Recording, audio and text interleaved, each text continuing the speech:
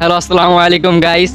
আমাদের বাংলাদেশে বর্তমানে একটি সাপ প্রবেশ করেছে। সেই সাপটির নাম হলো রাসেলস ভাইপার। সেই সাপটি একবারে 50টি বাচ্চা দিতে পারে, 80টি বাচ্চা দেওয়ার রেকর্ড আছে।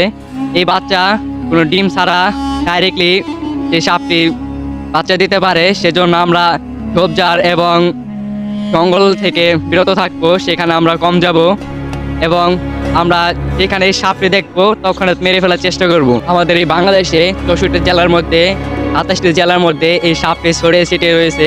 সেজন্য আমরা সতর্কভাবে থাকবো। আমরা দরকার ছাড়া বাইর হব না।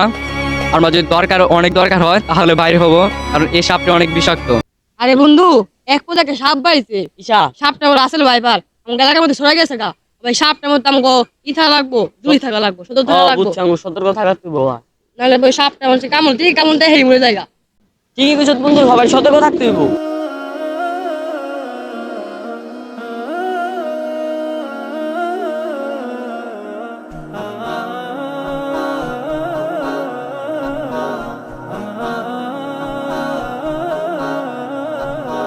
হাসান, কি রে তুই এই জঙ্গলের মধ্যে বইয়া রিসোর্স তোর কথা খুঁজতাছি।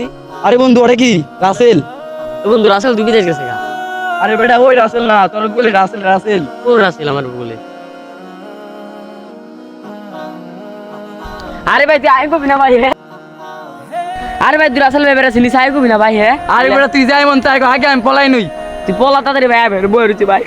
নাইলে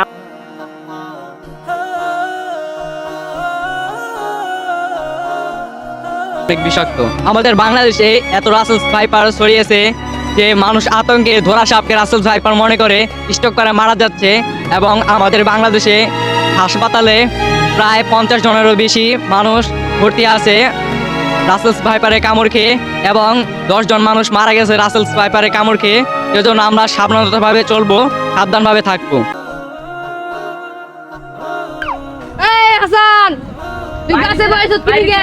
রাসেল ভাই নিচে ভাই। কি রাসেল ভাই কি আবার? তুই যে রাসেল ভাই। ওই দেখ তুই রাসেল ভাই। আরে ওগা, এ তো দুরা সাপ, রাসেল ভাই না। তাহলে গাছ তুই হলো রাসেল ভাই পার সাপ।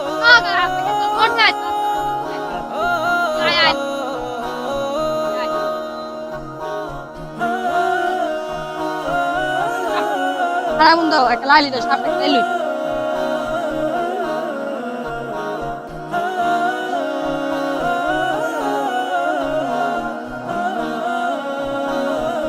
তুই আমার সেই তোর কাছে ছিল ভাই। রাসেল ভাই এক কামড় মানুষ পুরো জায়গা ভাই। ও ভাই যাই গেল, আমরা যাই গেল। আসসালামু আলাইকুম গাইস। আশা করি আমাদের এই ভিডিওটি ভালো লেগেছে আপনাদের কাছে। এই ভিডিওটি যদি ভালো লেগে থাকে অবশ্যই শেয়ার করে দিবেন। আমাদের চ্যানেলটি নতুন, এবং আমাদের নবী হযরত মুহাম্মদ সাল্লাল্লাহু আলাইহি সাল্লাম বলেছেন যে বিষাক্ত পোকামাকড় এবং সাপ জীবজন্তু থেকে হেফাজতের দোয়া স্ক্রিনে দিয়ে দেওয়া হয়েছে। আপনারা সবাই এই দোয়াটি বেশি বেশি পাঠ করবেন। আল্লাহ হাফেজ।